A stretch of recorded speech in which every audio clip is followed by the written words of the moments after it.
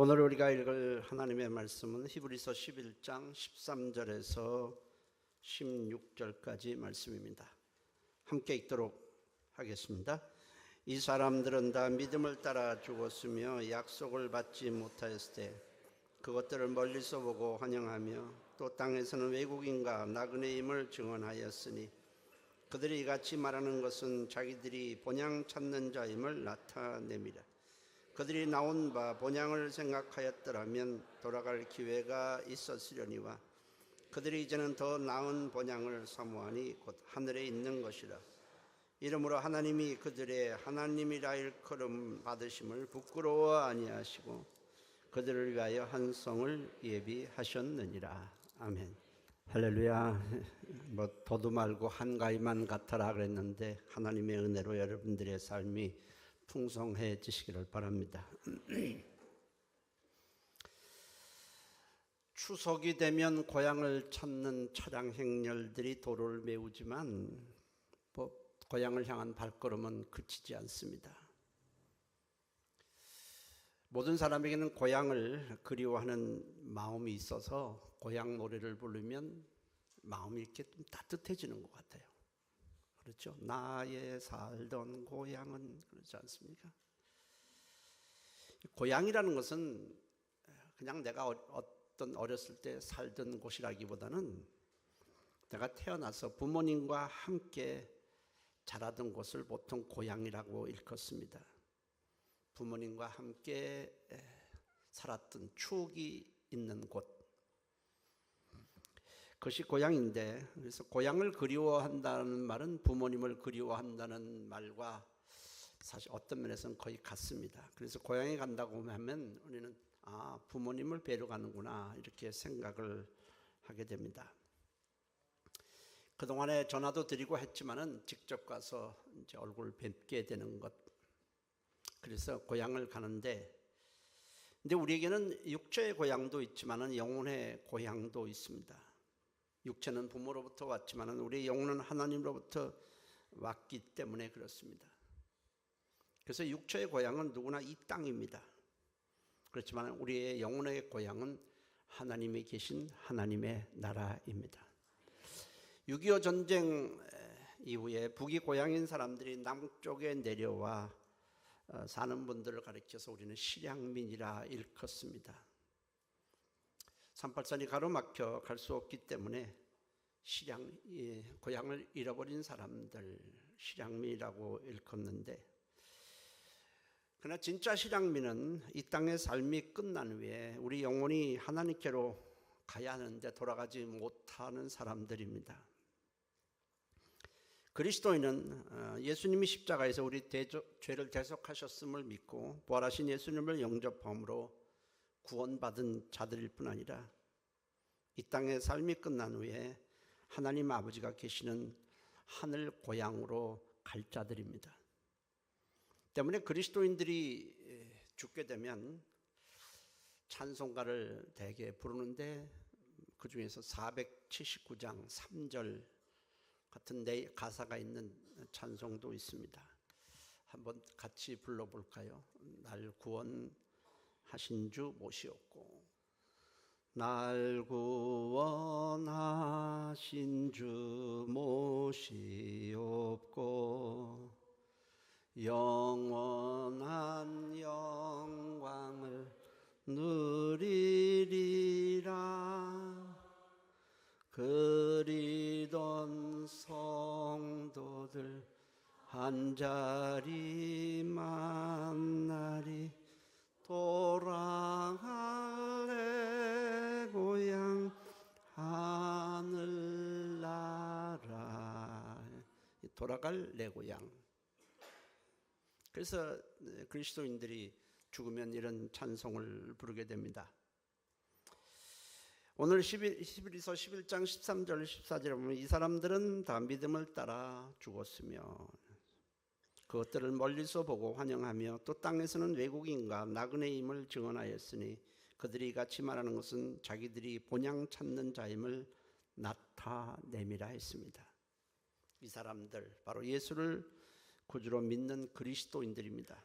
그리스도인은 육체의 고향보다 더 나은 고향, 곧 하늘에 있는 영혼의 고향을 사모하며 이 땅을 살아가는 자들입니다. 히브리서 11장 16절에도 그들이 이제는 더 나은 본향을 사모하니 곧 하늘에 있는 것이라고 했습니다. 한 나그네가 공원 벤치에 앉아서 사색에 잠겨 있습니다. 해가 졌는데도 벤치에 그대로 계속 앉아 있는 것을 보고선 공원을 청소하는 청소부가 다가와서 말을 건넵니다. 당신은 누구세요? 그랬더니 글쎄요, 내가 누구인지 몰라서 이렇게 생각하고 있습니다. 이야기는 계속됩니다. 그렇다면 당신은 어디서 왔습니까? 그러자 그것을 알았으면 내가 벌써 여기를 떠나지 않았겠습니까? 공원 청소부의 질문에 다소 황당한 대답을 한 사람은 나는 생각한다, 고로 나는 존재한다로 잘 알려진 유명한 철학자 데카르트입니다. 공원 청소부는 대수롭지 않은 질문을 던진 것이지만 사실 그 질문은 우리 인생 전체에 대한 질문이기도 합니다. 나는 누구인가? 당신은 누구십니까? 난 누구인가? 어디서부터 와서 어디로 가는 것일까? 이 질문에 대한 대답은 오직 하나님의 말씀만이 가르쳐주고 있습니다. 전도서 12장 7절에 육체는 땅으로 돌아가고 흙으로 돌아가고 영은 그것을 주신 하나님께로 돌아가야 한다는 겁니다. 성경은 사람이 죽는 것에 대해서 두 가지로 표현을 하고 있습니다. 하나는 잔다라고 표현을 합니다. 잔다라는 것은 아직 살아있다는 겁니다. 분명히 죽었는데 성경에서 잔다라고 말하는 것은 살아있다. 무엇이 살아있다는 겁니까? 육체는 죽었지만 영혼이 살아있다는 겁니다. 육체는 흙으로 돌아가서 썩어버리지만 그 영혼은 살아있기 때문에 잔다라는 표현을 했습니다. 그래서 그리스도인들은 불신자처럼 죽음을 마냥 슬퍼하고 있지는 않습니다. 왜냐하면 우리에게는 소망이 확실하기 때문입니다. 데살로니가전서 4장 13절 14절에 형제들아, 믿는 자들을 가르쳐서 형제들아 말했으면, 형제들아, 자는 자들에 관하여는 너희가 알지 못함을 우리가 원하지 아니하노니 이는 소망 없는 다른 이들과 같이 슬퍼하지 않게 하려 함이라. 우리는 소망 없는 세상 사람들처럼 슬퍼하지 않는다는 겁니다. 우리가 예수께서 죽으셨다가 다시 살아나셨음을 믿을진데 이와 같이 예수 안에서 자는 자들도 하나님이 그와 함께 데리고 오시리라 했습니다. 그래서 그리스도인의 죽음을 하나는 잔다라고 표현하고 또 하나는 떠난다라고 성경은 표현합니다. 믿지 않는 사람들도 사람이 죽었을 때 떠났다는 말을 곧잘 합니다. 아, 그 사람 떠났어. 내 남편 떠났어. 우리 부모 떠났어. 이런 말을 하긴 합니다. 떠난다는 말은 어디로 간다는 의미인데 문제는 어디로 가느냐는 겁니다. 어디로 떠나느냐는 겁니다. 죽은 후에 우리가 갈 곳은 두 군데뿐이 없습니다. 하나는 지옥이고 하나는 천국입니다. 그 외에는 갈 곳이 없습니다. 사도 바울은 로마 시대 때 로마가 가장 기독교를 박해하는 그 당시에 복음 활동을 했던 사람입니다. 복음을 전하다가 옥에 갇혔고 이제 순교를 앞둔 상태에서 사랑하는 제자인 디모데에게 편지를 씁니다. 디모데후서 4장 6절 7절에 디모데야, 나의 떠날 시각이 가까웠도다라고 했어요. 떠난다라고 했어요. 나는 선한 싸움을 싸우고 나의 달려갈 길을 마치고 믿음을 지켰다라고 편지를 씁니다. 분명히 사도 바울은 죽음을 가리켜서 떠난다라고 표현을 했는데 이 떠난다는 말의 헬라어는 아날루시스라는 단어입니다. 두 가지 뜻이 들어있는 단어입니다. 하나는 죽는다, 떠난다라는 것은 이 땅에서의 모든 수고를 마치고 쉬는 것을 의미하는 단어입니다. 십자가에서 우리 죄를 대속하시고 부활하신 예수를 믿은 후에 이 땅에서 주님을 예배하고 주님을 섬기다가 이제 때가 돼서 모든 것을 끝내고 천국에 가서 안식하는 것을 죽음이라고 말했습니다.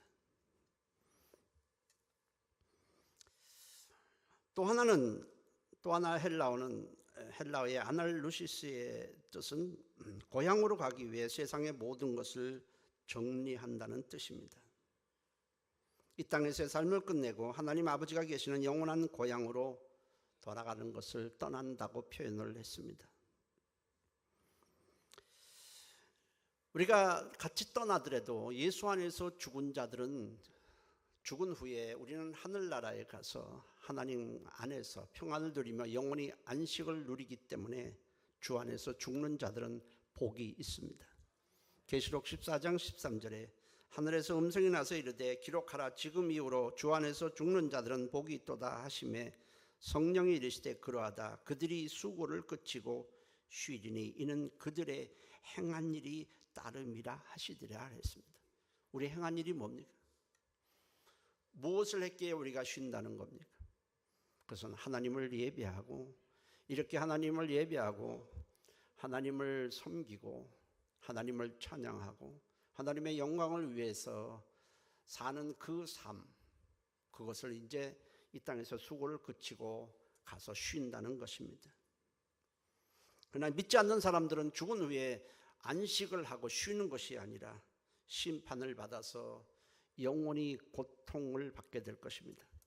히브리서 9장 27절에 한 번 죽는 것은 사람에게 정해진 것이요 그 외에는 심판이 있으리라고 했습니다. 자, 그리스도인의 죽음은 잔다. 또 하나는 그리스도 안에서 자는 사람은 복이 있고 또 하나는 떠나는 겁니다. 우리 육체는 끝나는 것이 아니라 우리는 하늘나라, 하늘 고향으로 가게 될 것입니다. 고향을 오래간만에 가보면 모든 것이 변해 있습니다. 여러분들이 올해도 고향을 가겠지만은 예전과는 너무 달라진 모습을 우리 모두 다 실감하게 될 것입니다. 이처럼 세상은 고향뿐 아니라 모든 것이 다 변할 뿐 아니라 주님이 재림하시게 되면 모두 다 불에 타서 없어지고 말 것입니다. 그렇지만 우리가 들어갈 천국 고향은 영원히 없어지지도 않고 영원히 변하지도 않습니다. 우리가 이 땅에서의 삶이 끝나면 부활하신 주님과 동일한 영광의 몸을 입고 천국 고향에서 영원히 살게 될 것입니다. 우리가 입을 영광의 몸은 지금의 몸과는 전혀 다릅니다. 지금은 흙이 재료이기 때문에 굉장히 약해요. 쉽게 부서집니다. 질그릇 같아요. 그리고 병들기도 잘하고 피곤하고 계속 무엇을 먹어서 보충해야 합니다. 그러나 우리가 주님이 부활하신 몸을 보아서 알듯이 그 영광의 몸은 지금의 우리의 몸과는 전혀 다릅니다. 다시는 우리는 아프지 않을 겁니다. 늙지 않습니다. 피곤하지 않습니다. 무엇을 계속 먹어야 보충할 수 있는 몸도 아닙니다. 늙지도 않습니다. 죽지 않기 때문에 다시는 헤어지는 아픔도 없습니다. 뿐만 아니라 영광의 몸에는 우리 안에는 지금 죄성이 가득하지만 영광의 몸을 입을 때는 그 안에는 죄성이 없기 때문에 미움도 없고 다툼도 없고 전쟁도 없고 오직 의와 사랑과 기쁨만 가득하게 됩니다. 베드로후서 3장 12절 13절에 그날에 하늘이 풀에 풀어지고 물질이 뜨거운 불에 녹아지려니와 우리는 그의 약속대로 의가 있는 곳인 새 하늘과 새 땅을 바라보다다 했습니다. 그리고 계시록 21장 4절 5절에는 다시는 사망이 없고 애통하는 것이나 곡하는 것이나 아픈 것이 다시 있지 아니하리니 처음 것들이 다 지나갔음이니라. 보좌에 앉으시니가 이르시되 보라 내가 만물을 새롭게 하노라 하시고 또 이르시되 이 말은 신실하고 참되니 기록하라 했습니다. 요한은 하나님이 말씀해 주신 대로 하나님이 보여주신 대로 그것을 기록했는데 그것이 바로 요한계시록입니다. 천국은 이 땅의 삶이 계속 연장되는 곳이 아니라 모든 것을 완전하게 새롭게 시작하는 곳이기 때문에 새 하늘과 새 땅이라고 성경은 말합니다. 그리스도인이 누굽니까? 예수를 믿음으로 잃어버렸던 영혼의 고향을 찾은 자들입니다. 그리고 이 땅의 삶이 끝나면 그 천국 고향에 들어갈 자들입니다. 왜 우리가 천국의 고향에 들어갈 수 있냐면 예수를 믿음으로 우리는 하나님의 자녀가 되고 하나님은 우리의 아버지가 되시기 때문에 그렇습니다. 이 땅에서도 고향을 말할 때 부모가 계신 곳이라고 말하듯이 하나님을 아버지라고 부르지 못하는 사람은 절대로 천국에 들어갈 수 없습니다. 그리스도인은 이 세상이 영원하지 않고 때가 되면 다 변질이 되고 없어진다는 사실을 알고 있기 때문에 지금은 땅에다가 발을 딛고 살지만 마음속으로는 저 천국 고향을 바라보고 있습니다. 고린도후서 4장 18절에서 5장 1절에 우리가 주목하는 것은 보이는 것이 아니요 보이지 않는 것이니 보이는 것은 잠깐이요 보이지 않는 것은 영원함이려라. 만일 땅에 있는 우리의 육체의 장막집이 무너지면 하늘에 있는 영원한 집이 우리에게 있는 줄 아느니라 했습니다. 그리스도인들은 이 땅에서 외국인과 나그네처럼 살아갑니다. 왜냐하면 때가 되면 우리가 이곳을 떠나서 우리가 영원히 살 고향으로 돌아가야 할 것을 알기 때문에 그렇습니다. 그래서 히브리서 11장 13절에 땅에서는 외국인과 나그네임을 증언하였으니 그들이 이같이 말하는 것은 자기들이 본향 찾는 자임을 나타냄이라 했습니다. 우리는 이 땅에서 나그네로 살아다가 때가 돼서 이 땅을 끝나면 우리는 천국 고향으로 갈 자들인 것입니다. 그것이 바로 그리스도인입니다. 육체의 부모 아버지도 있지만 육체의 아버지도 영원하지 않습니다. 잠시 후면 떠납니다. 다 사라집니다. 그러나 우리의 영혼의 아버지인 하나님은 영존하시는 분이시고 우리도 영원히 하나님 아버지와 함께 천국 고향에서 살게 될 것입니다. 나그네입니다. 우리는 나그네는 잠시 머물다가 떠날 자가 바로 나그네입니다. 믿음의 사람들은 스스로 자신을 나그네라고 말했습니다. 왜냐하면 우리가 살고 있는 이 세상은 우리가 영원히 머물러 있고 영원히 살 곳이 아님을 알기 때문입니다. 우리는 이 세상에서 정착을 하고 안주할 자들이 아니라 때가 되면 천국 고향으로 가야만 하는 것입니다. 주님도 이 땅에 오셨을 때 이 땅에서 나그네로 사셨습니다. 그분은 한 번도 이 땅에 정착하려는 생각을 가지신 적이 없습니다. 마태복음 8장 20절에 주님 말씀하시기를 여우도 굴이 있고 공중의 새도 거처가 있을 때 인자는 머리 둘 곳이 없다 하시더라 했습니다. 주님께서 이 땅에 사는 동안에 나그네로 사신 것은 때가 되면 아버지께로 돌아가야 할 것을 알았기 때문이고 그분이 영원히 머물 곳은 이 땅이 아니라 천국 보좌임을 그분은 아셨기 때문입니다. 십자가에서 우리 죄를 대속하시고 부활하신 다음에 하늘로 올려오신 주님은 지금 우리가 영원히 거할 거처를 하늘에 마련해 놓고 계시다고 하셨습니다. 그리고 때가 되면 하늘에 우리의 거처를 예비하신 그곳으로 우리를 데리고 가시겠다고 말씀을 하셨습니다. 요한복음 14장 2절 3절에 내 아버지 집에 거할 곳이 많도다. 그렇지 않으면 너에게 일렀으리라. 내가 너희를 위하여 거처를 예비하러 가노니 너희를 위하여 거처를 예비하면 내가 다시 와서 너희를 내게로 영접하여 나 있는 곳에 너희도 있게 하리라 하셨습니다. 나그네는 이 세상에 집착하지 않습니다. 왜냐하면 세상을 떠날 때는 모든 것을 놔두고 가야 한다는 사실을 우리는 잘 알고 있기 때문에 그렇습니다. 애써 벌었던 돈이든지 우리가 애써 지었던 건물이든지 무엇이든지 우리는 이 땅에 있는 것은 모두 다 놔두고 가야 합니다. 때문에 세상에 집착할 이유가 없습니다. 세상 일이 잘 풀린다고 해서 거기다가 온통 마음을 빼앗기고 거기다가 시간을 다 투자하지 않습니다. 힘들고 어렵다고 해서 절망하지도 않습니다. 당연히 박해를 받아도 믿음을 절대로 포기하지 않습니다. 로마 시대 기독교에 대한 박해가 극에 달했을 때입니다. 로마 정부는 그리스도인이란 무조건 잡아 가두었습니다.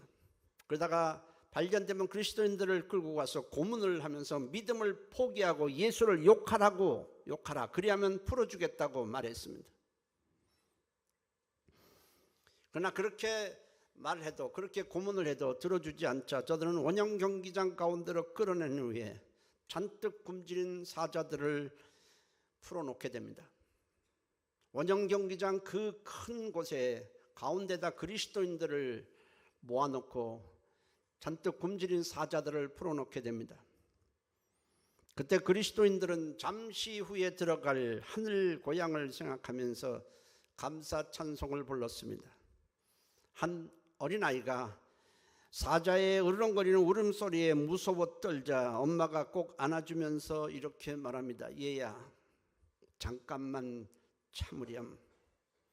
곧 아름다운 천국의 본향에 우린 들어가게 될 거야. 그리고 사자의 밥이 되었습니다.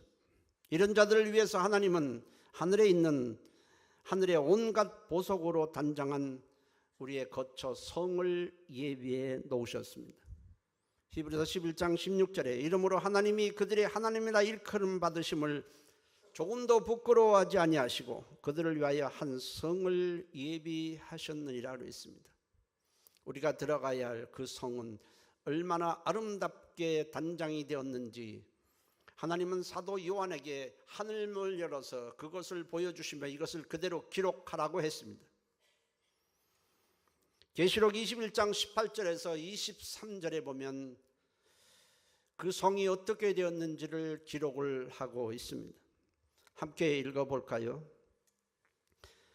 그 성곽은 벽옥으로 쌓였고 그 성은 정금인데 맑은 유리 같더라.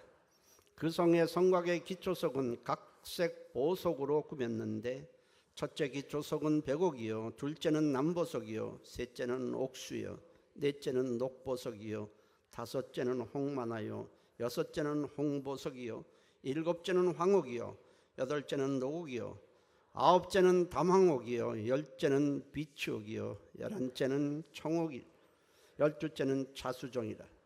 그 12문은 12진주니 각 문마다 한 개의 진주로 되어 있고 성의 길은 맑은 유리 같은 정금이라라.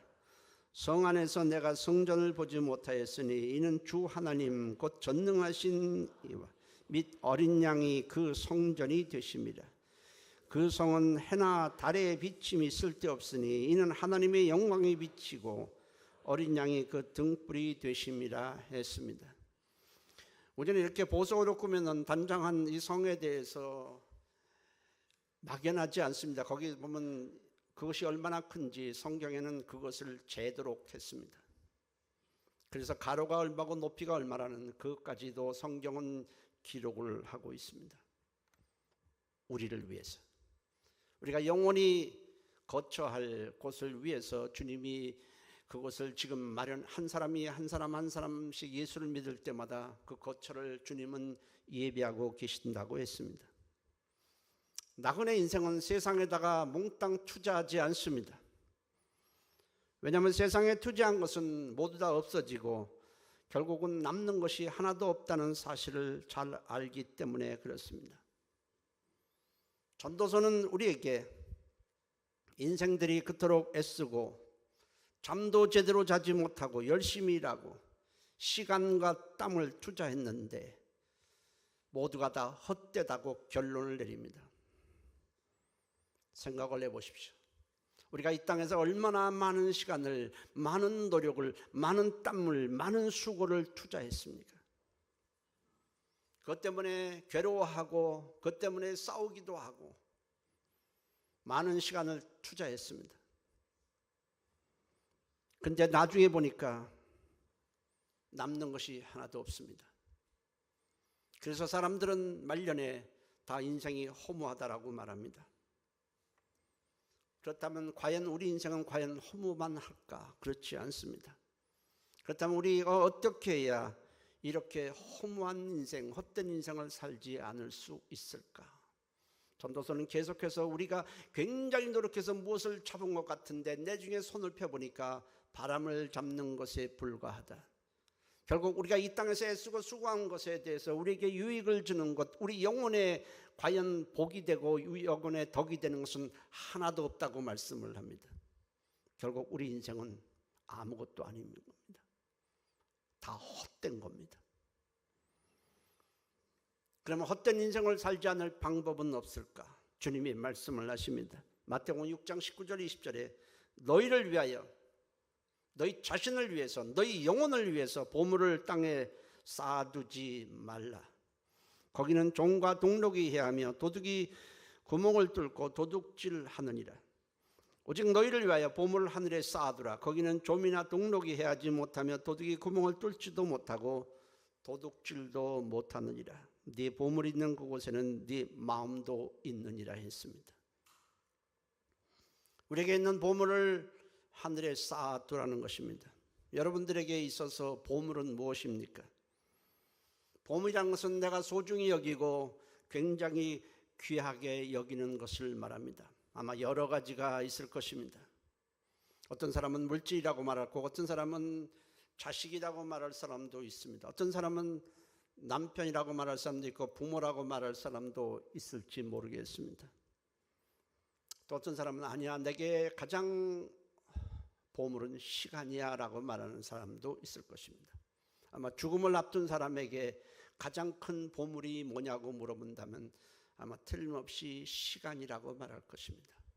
나에게 5년만 시간을 더 주세요. 3년, 1년 이렇게 말할 것입니다.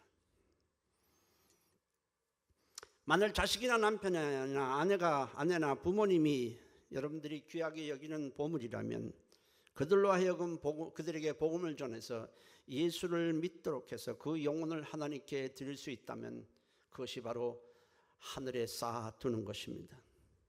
만일 물질이 보물이라면 여러분들이 열심히 번 돈을 주님의 영광을 위해서, 주님의 일을 위해서 물질을 하나님께 드린다면 그것은 바로 하늘에 쌓아두는 것입니다. 여러분들에게 가장 귀한 것이 시간이지만은 시간은 흘러갑니다. 그 시간이 보물이라면 그 시간을 하나님께 드리는 것입니다. 여러분 지금 이 순간에 여러분들이 하나님께 정말 마음을 들여서 예배하고 있다면 여러분들은 이 시간을 지금 하나님께 드리는 것이고 하늘에 쌓아두는 것입니다. 하늘에 쌓아둔 것, 하나님께 드린 것만이 영원히 없어지지 않습니다. 하나님은 그것을 우리에게 큰 영광으로 축복으로 채워주실 것입니다. 여러분들은 어디에 소망을 두고 살아가십니까? 굉장히 애타게 바쁘게 땀 흘려 새벽에 일어나고 막 몸부림을 치지만은 우리가 썩어 없어질 것에, 이 땅의 것에 마음을 빼앗긴다면 여러분들은 인생을 낭비하고 있는 자들입니다. 썩어 없어질 것에 욕망을 위해서 달려감으로 시간을 낭비하지 말고 인생을 낭비하지 마십시오. 주님 말씀하십니다. 베드로전서 2장 11절에 나그네 같은 너희를 권하노니 영혼을 거슬러 싸우는 육체의 정욕을 제어하라고 말씀을 합니다. 다 같이 똑같이 이 땅에 발을 딛고 살지만 어떤 사람들은 하늘에 자기의 영혼을 쌓아두고 귀한 것을 쌓아두는 지혜로운 자가 있는가 하면 이 땅에 자기 육체를 위해, 썩어 없어질 것을 위해, 썩어 없을 세상을 위해서 다 투자함으로 인생을 낭비하고 다 헛되게 버리는 사람도 있습니다. 여러분, 우리가 이 땅에서의 삶은 결코 영원하지 않습니다. 때가 되면 우리는 세상을 떠나야 합니다. 그런데 여러분들은 어디를 향해 떠나시겠습니까? 누가복음 16장에 보면 부자와 나사로에 대한 얘기가 나옵니다. 부자는 돈이 많았지만 예수를 믿지 않았습니다. 나사로는 비록 가난했지만 예수를 믿고 소망을 하늘에 두고 살았습니다.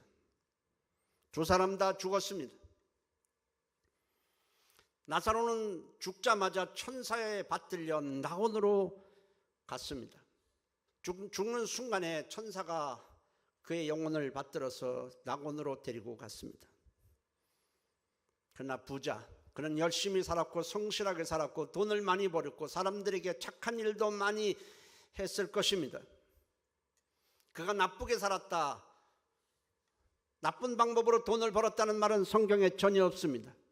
아마 굉장히 착실하게 성실하게 해서 돈을 많이 벌었고 아마 사회에 많은 기여도 했을지 모릅니다. 그러나 그는 하늘의 소망이 전혀 없었습니다. 천국 본향을 준비하지 않았습니다. 예수를 믿지 않았습니다. 믿지 않으므로 하나님의 자녀가 되지도 못했고 하나님을 아버지라고 불러본 적도 한 번도 없습니다. 똑같이 두 사람이 죽었을 때 나사로는 천국 고향을 그리워하며 그것을 바라보며 이 세상을 살았을 때, 그가 육체가 끝났을 때 천사가 와서 그의 영혼을 받들어 낙원으로 인도했지만 부자가 죽었을 때에 천사는 부자의 영혼을 끌고 가서 지옥에 던져버렸습니다. 똑같이 천사가 왔는데 끌고 가서 버려진 영혼이 있느냐 하면 천사가 받들어 낙원으로 인도받는 사람도 있습니다. 반드시 사람은 둘 중에 하나가 될 것입니다. 여러분들이 이 땅의 삶이 끝난다면 천사에 받들려 올라갈 것이라는 믿음이 있습니까? 아니면 천사에 끌려 던져질 것이라고 생각하십니까? 우리는 반드시 하나님이 우리 아버지시니 우리는 천국 본향으로, 우리의 영혼은 하나님으로부터 왔기 때문에 하나님께로 돌아가야 하는 것입니다. 영적 실향민은 결국 버려지고 마는 것입니다. 결국 믿음의 사람들은 이 땅에서 나그네로 살아갑니다. 육체의 고향보다 더 나은 고향을 바라보고 살기 때문에 그렇습니다. 얼마 전에 우리 교회 부목사님, 우리 신용길 목사님이 저기다가 개척을 냈습니다. 근데 거기는 외국에서 온 사람들이 노동자로 와서 일을 하고 있어요. 여러 명이 나오는데 제가 물어봤어요. 그 사람들 한국말 알아들어? 그랬더니 모른대요. 그럼 와서 예배를 드리는데 그 사람들은 그냥 멍하고 있다 가겠네 했더니 예, 멍하고 있다 가요. 그러면 전혀 못 알아들어요. 거의 못 알아들어요. 그럼 예수 믿지 않겠네? 예, 믿지 않아요. 그러면 헌금은 해? 절대로 안 하죠. 1,000원도 안 내? 안 낸다는 거예요. 왜? 믿지 않기 때문에 안 내기도 하고, 그들은 그들 돈을 같이 모아서 자기 고국으로 가져갈 것만 생각한다는 겁니다. 여러분, 육체만 해도 그래요. 자기 고향이, 자기가 돌아갈 곳이 있다는 사람과 돌아갈 것이 없다는 사람은 전혀 다릅니다. 이 세상 사람들이 이곳에서 낙심하고 절망하고 이 세상에다 모두 투자하는 것은 뭡니까? 이 땅이 전부인 것입니다. 내가 돌아갈 곳을 없는 사람들입니다. 그 때문에 이 땅에다가 또 투자해서 애쓰고 집착하고 했는데 결국은 전도서가 말하기를 모든 것이 헛되다는 겁니다. 미련한 인생입니다. 부자 같은 인생을 사는 사람들이 이 세상의 대부분입니다. 미련하고 어리석은 인생입니다. 주님이 그 자를 가리켜서 이 어리석은 자야라고 말했습니다. 어리석다는 겁니다. 미련한 인생입니다. 하늘나라의 본향이 없이 이 땅에다가 모든 것을 투자하고 이 땅에 집착하고 이 땅을 위해서 사는 모든 사람들, 육체에다가 모든 것 시간을 써버리고 모든 것을 써버리는 사람은 미련한 인생인 것입니다. 여러분들이 원하든 원치 않든 우리는 반드시 이 세상을 떠나야 하는 것입니다. 우리가 육체가 끝났을 때는 우리 의지로 모든 것을 결정하는 것이 아닙니다. 육체가 끝났을 때 내 영혼이 어디로 가야 되겠다고 난 선택을 할 수가 없습니다.